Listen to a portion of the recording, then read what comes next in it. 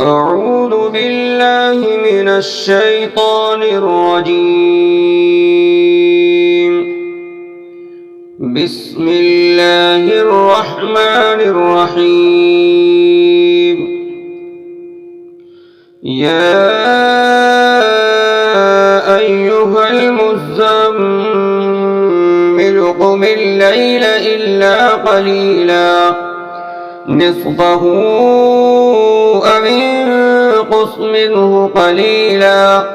أو زد عليه ورتل القرآن ترتيلا إنا سنلقي عليك قولا ثقيلا إن ناشئة الليل هي أشد وطئا وأقوم قيلا إن لك في النهار سبحا طويلا واذكر اسم ربك وتبتل إليه تبتيلا رب المشرق والمغرب لا إله إلا هو فاتخذه وكيلا واصبر على ما يقولون واهجرهم هجرا جميلا وذرني والمكذبين أولي النعمة ومهلهم قليلا إن لدينا أنكالا وجحيما وطعاما ذا غصة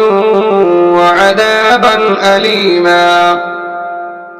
يوم ترجف الأرض والجبال وكانت الجبال كثيبا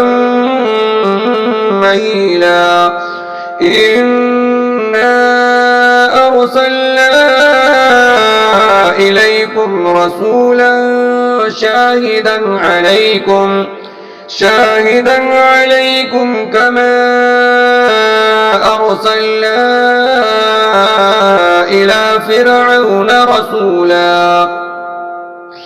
فعصى فرعون الرسول فأخذناه أخذا وبيلا فكيف تتقون إن كفرتم يوما يجعل الولدان شيبا السماء منفطر به كان وعده مفعولا إن هذه تذكرة فمن شاء اتخذ إلى ربه سبيلا إن ربك يعلم أنك تقوم أدنى من ثلثي الليل ونصفه وثلثه وطائفة من الذين معك والله يقدر الليل والنهار علم أن لن تحصوه فتاب عليكم فاقرؤوا ما تيسر من القرآن علم أن سيكون منكم مرضى وآخرون يضربون في الأرض يبتغون من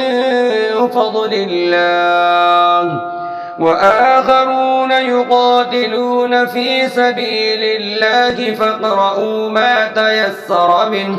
وأقيموا الصلاة وآتوا الزكاة وأقرضوا الله قرضا حسنا وما تقدموا لأنفسكم